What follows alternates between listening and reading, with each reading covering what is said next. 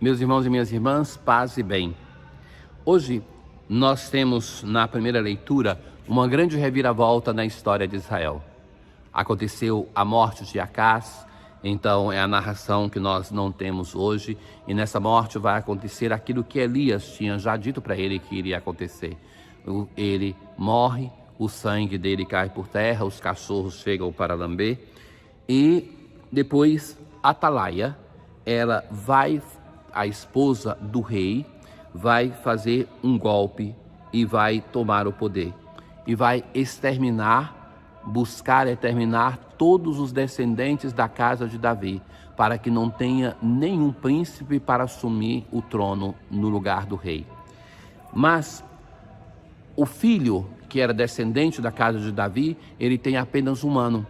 E ele vai ser protegido pela tia que vai escondê-lo até quando ele tem 7 anos, vai estar no templo.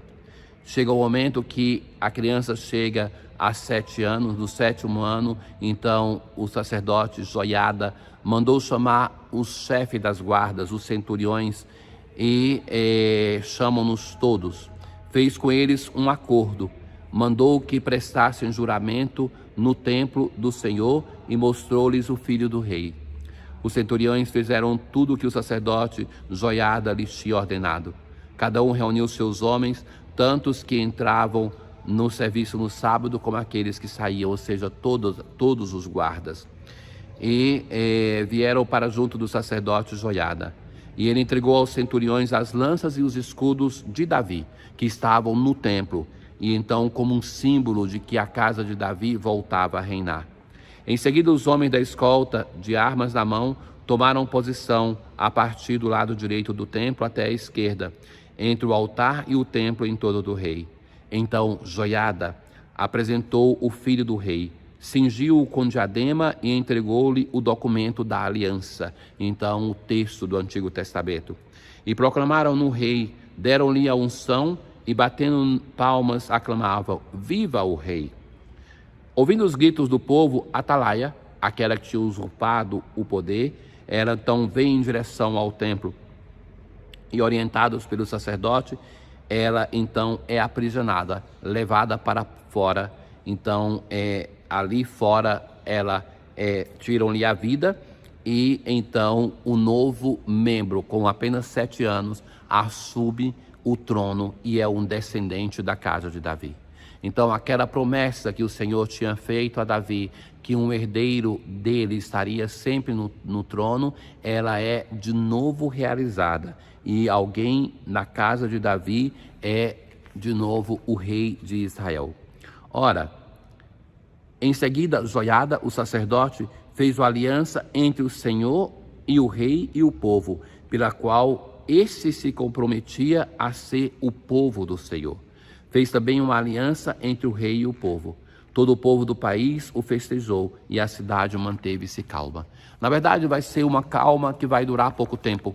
Mas nós vemos então que mais uma vez Deus vai realizar a sua promessa que tinha feito na 2 Samuel a Davi, de que um herdeiro teria sempre no trono de Israel, descendente da casa de Davi, e que então agora de novo é refeita, recomposta a casa de Davi. Mas veja que o salmo que nós temos hoje, o Salmo 181, é o último salmo davídico, ou salmo da realeza. Depois desse nós não temos outro. E assim é baseado em 2 Samuel 14, capítulo 7. O Senhor fez a Davi um juramento, uma promessa que jamais renegará. Um herdeiro que é fruto do seu ventre, colocarei sobre o trono em teu lugar. Então, esta promessa que Deus vai fazer a um Davi fiel e que vai manter. Um herdeiro que vai estar sempre no trono, no lugar da sucessão de Davi. Se teus filhos conservarem minha aliança e os preceitos que lhes dei a conhecer, os filhos deles igualmente hão de sentar-se eternamente sobre o trono que te dei. Lembram que nós já vimos da história de Acás, que a ele é dito que ele vai perder o trono por causa daquele episódio no qual ele roubou uma vinha e tirou a vida de Nabô. Mas então ele perde-se o trono, os descendentes de Davi não estão mais no trono, mas agora de novo uma criança de 7 anos é a realização da promessa. Pois o Senhor quis para si Jerusalém e a desejou para que fosse sua morada. De Davi farei brotar um forte herdeiro, acenderei ao meu ungido uma lâmpada, cobrirei de confusão os seus inimigos, mas sobre ele brilhará a minha coroa. Vejam que o povo de Israel esperava um Messias como realização dessa promessa, porque eles viam que na sucessão dos filhos de Davi, dos descendentes de Davi no trono, tinha sempre uma infidelidade, tinha sempre uma traição da aliança. Então se esperava o Messias da casa de Davi como realização de uma promessa de que finalmente tivesse um herdeiro no trono que fosse fiel e que fosse melhor do que o próprio Davi, porque conhecemos as infidelidades de Davi. Então, esse descendente, para nós, é Jesus. Por isso que o Evangelho, ele se preocupa em afirmar que Jesus é, e de fato, porque José o reconhece como filho, é de fato um membro da casa de Davi, Jesus, que é colocado como realização da promessa messiânica. Na aclamação ao Evangelho de hoje, felizes os humildes de espírito, porque deles é o reino dos céus.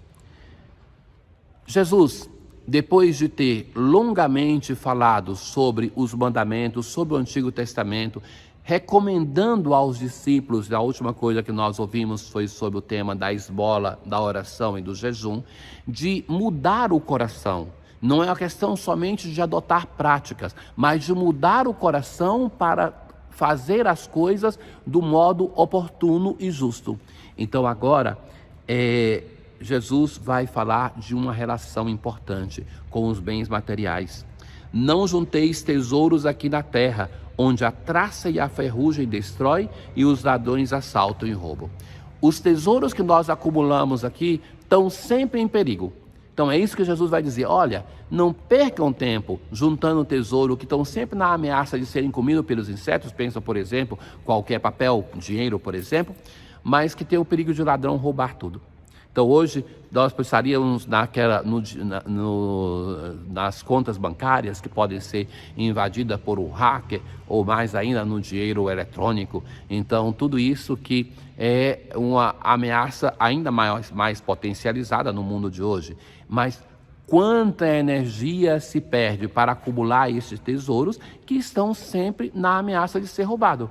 Quem não os tem, não tem essa preocupação. A necessidade de trancar as portas, de viver em segurança, de ter seguro, ela é uma necessidade de alguém que tem bens para proteger. Quem não tem, não tem o que proteger. Então, Jesus vai dizer isso e vai dizer assim: ao contrário, juntai para vós tesouros no céu, onde a traça, a ferrugem, o ladrão não podem roubar. Porque onde está o teu tesouro, aí está também o teu coração. Aonde colocamos o nosso tesouro? O que é que nos ocupa? Jesus está tocando em um tema que ocupa grande parte do nosso dia: como acumular bens. Então, nós gastamos as nossas energias, as nossas preocupações, o nosso tempo com o quê? Buscando acumular um tesouro para o reino dos céus, uma vida de santidade, ou buscando acumular tesouro nesta terra que depois vamos deixar para os outros? Onde é que está o nosso tesouro? O olho é a lâmpada do corpo. Se o teu olho é sadio, todo o teu corpo ficará iluminado. Se o teu olho está doente, todo o teu corpo ficará na escuridão. Então, aonde é que o nosso olho se dirige? Aonde? O que é que nós desejamos? O que é que nós cobiçamos? O que é que rouba a nossa atenção? Basta nós fazermos o exame de consciência e pensarmos assim: aonde é que nós imediatamente olhamos? Para quê? Para quem? Porque esta é a porta que manifesta os nossos desejos, que manifesta onde está o nosso coração. Ora, se a luz que existe em ti é a escuridão, como será grande a escuridão? Se os nossos olhos denunciam que vivemos no pecado e nas trevas, então é sinal que todo o nosso interior também é comprometido. Na antífona de comunhão de hoje, nós assim rezamos: Pai Santo, guarda no teu nome os que me destes, para que sejam todos um como nós. é o texto de João, capítulo 17. Tenham todos um bom dia. O Senhor esteja convosco, Ele está no meio de nós. Abençoe-vos o Deus Todo-Poderoso, o Pai, o Filho e o Espírito Santo. Paz.